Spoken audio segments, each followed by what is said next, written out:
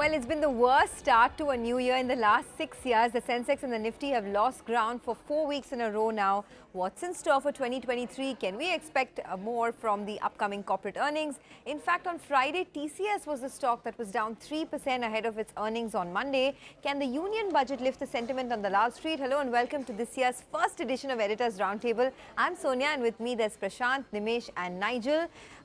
Folks, it's been, the bulls have been running for scampering for cover this week rather. And I have to say, the Nifty fell below the 100-day moving average. You had clearly a downtrending market, and then this TCS ahead of its earnings on Monday was totally shut down on Friday. What happened? We saved the worst for the last, right? Last day of the week, really, right? It was a slam dunk. But all told, it was a 1% cut on Friday.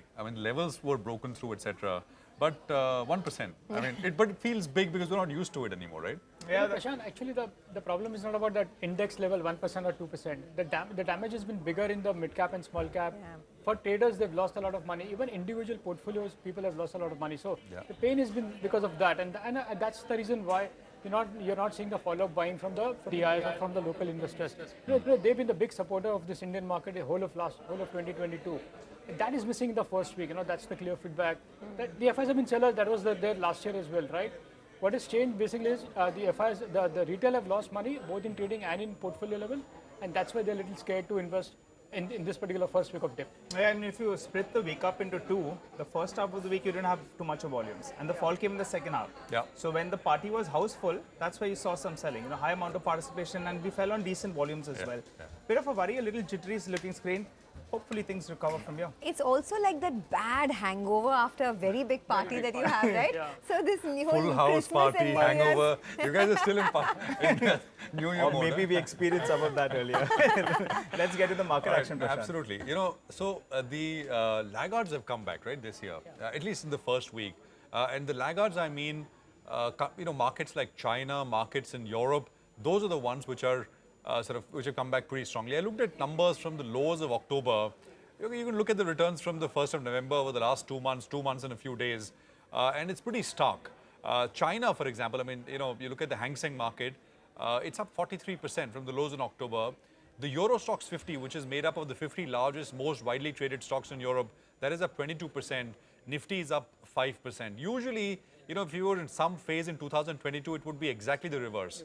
Nifty would be up some, 20-25%, and other markets would be down.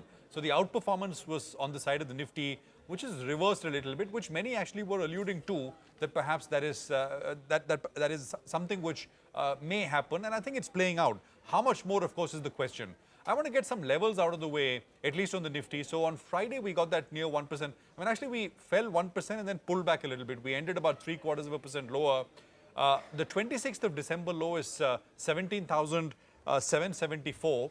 We came within 20 points of that, and we saw a nice, clean 100-point bounce. That becomes the first kind of marker.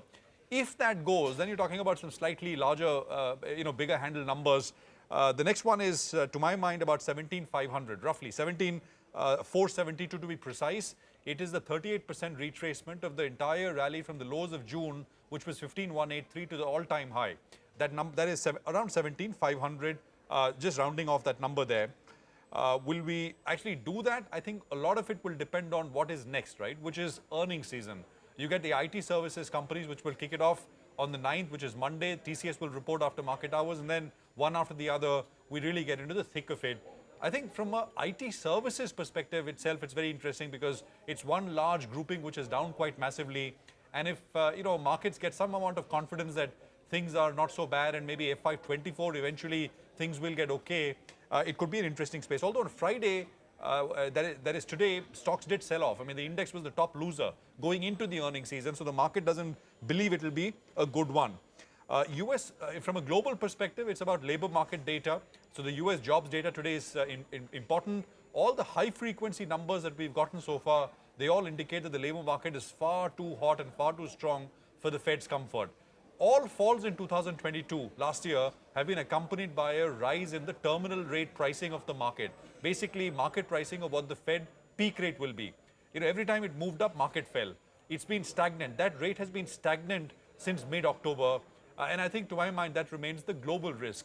If the labor market continues to be hot, as the FOMC minutes indicated, the market may be mispricing what the Fed and what its resolve is to keep hiking rates to bring inflation lower. So just a few points. Nimish, on a dealing room side, what are you picking up? So, Prashant, as we all say, right, the big boys are back and they're back on the sell side. So the FIs have started the year on a selling mode. For the last few days, they've been aggressive sellers in the cash market. And the big fear is, whether the money will move from India to China, because that's been a performing market. And normally we've seen some hedge funds, some long-only funds do try to chase the performing market. So there is a bit of chase now happening towards China. So that's a bit of worry from an FI flow point of view. Historically, India has seen a tough market in January. I was looking at data for the last 10, 12 years. The biggest volatility has come in the January month, for Indian markets. 8% down, 7% down, those kind of moves we've seen. Just look at the last 2 years. In 2021, the Nifty fell almost corrected 6% from January 21 till the first day of budget. So after that, you saw a bit of a recovery, but in that 1 week, it was a sharp fall of 8%.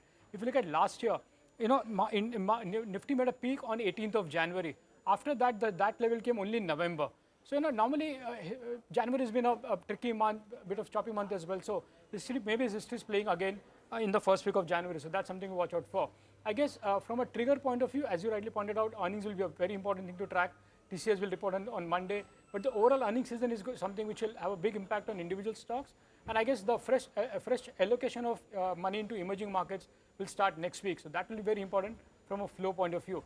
I guess, the other angle to the FI or the larger investors coming back is there is a sharp indication that big blocks are coming again. So, again, that will be a big supply overhang on many individual stocks. So, that's something to watch out. But I guess the start is difficult, and January has been historically a tough month. But I guess the flow from EMs will be very important for the India markets starting next week. Okay, in fact, joining us now on the show is Pankaj Tibrewal of Kotak Mahindra Asset Management Company. So let's get his view in. Pankaj, it's been a rather rocky start to 2023. How are you feeling about it? Do you think this is going to be a year of underperformance that India sees vis-a-vis global markets? Hello, everyone, and hi, Sonia.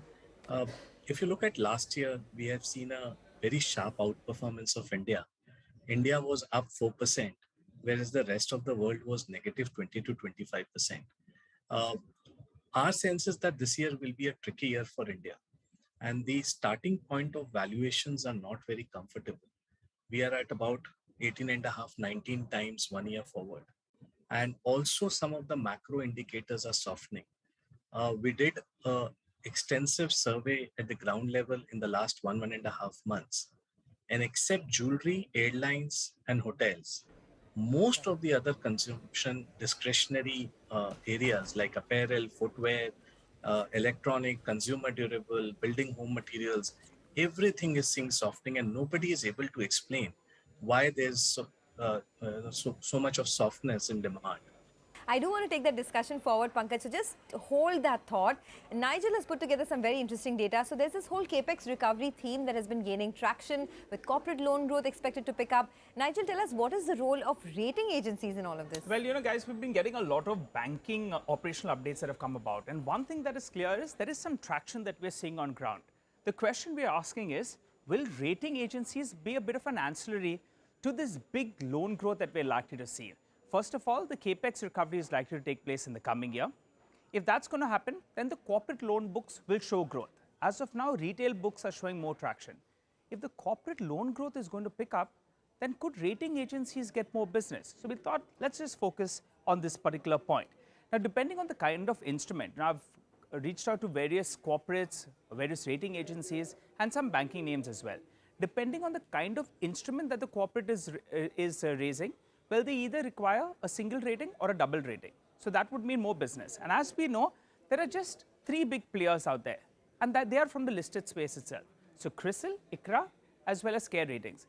And between them, I understand there's no hard data out there, but I think between them, they have roughly around 75 to around 80% of the market. That's the rough number that I got. What works for rating agencies? Well, if there's going to be more business, then operating leverage will play out, because employee cost is the highest amount of their expenditure. That's point number one. Second factor is they've been giving solid cash flows, the balance sheets are clean, and dividend yield has been very, very high for them as well. So put all this together, maybe they could be favorably placed in case this Capex cycle recovers, corporate loans recovers, and then they get incremental business. Valuation wise, well, we know, some of them because of the promoter entity, S&P, Moody's, as well as a clutch of banks out there. Depending on that, there is a valuation gap out there. Though CRISIL is the market leader with more than 30% of the market share. What are the other couple of aspects you need to note for these rating companies? Well, one is if there's widespread growth, there is higher amount of corporates and it's spread among them. That's what leads to higher business. The other factor is some of those large corporates out there, they give fixed based business to them. So they pay just one lump sum. That would mean higher volumes. It may not translate into higher revenue. So just thought we'll put out this piece. Banking loan growth is likely to take off. Will rating agencies participate as well? Back to you guys. That's very interesting. Identifying a new theme potentially on the back of this entire corporate credit kind of recovery. Nigel, thanks very much for that. Of course, Nimesh, I mean, the big name in that space, CRISIL, as Nigel pointed out, was one of the top holdings of the late Rakesh. Right? I mean, so, absolutely.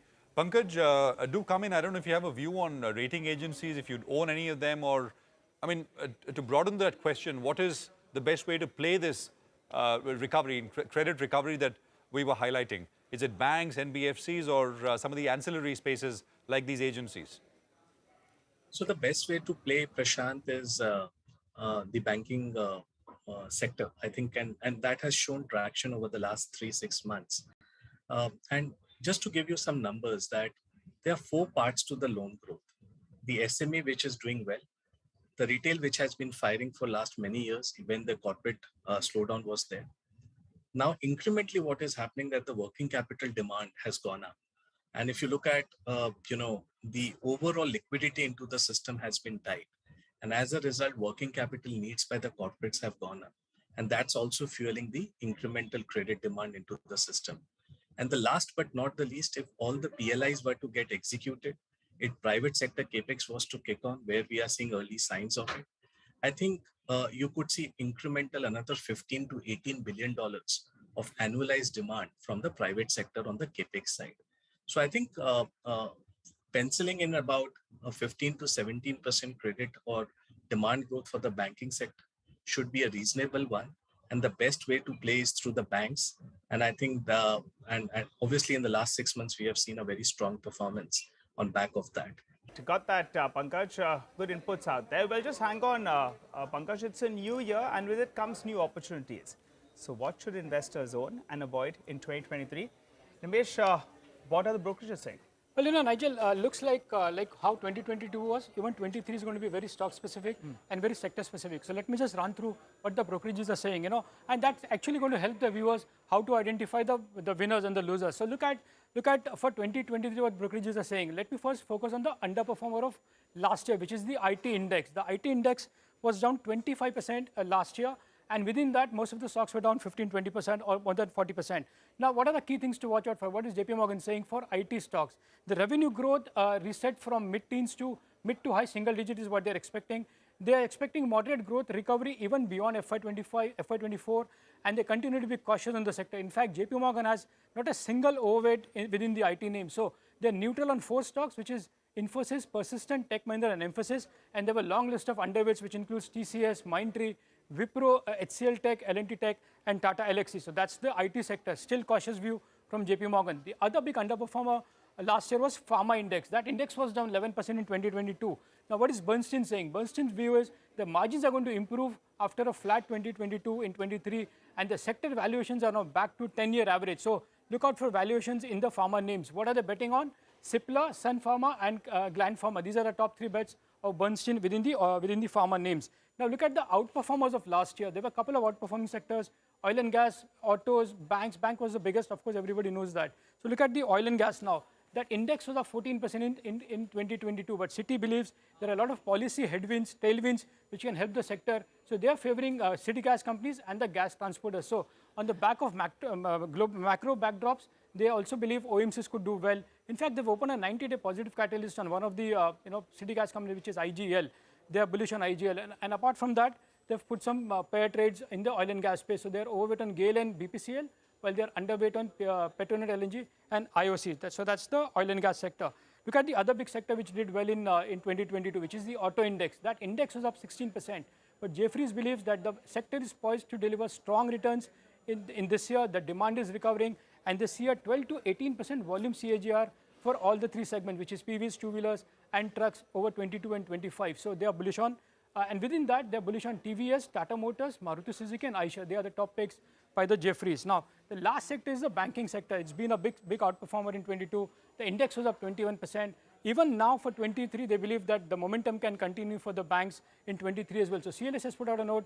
Their top pick is Axis Bank, followed by ICICI and SBI. They've upgraded IndusInd Bank to buy now. And after the big outperformance in Bob, they've downgraded Bob to outperform. So within sectors, you'll have to identify the right stocks. But as I said, 23 is going to be a mirror of 22, and individual sectors and stocks will be very important to get the alpha.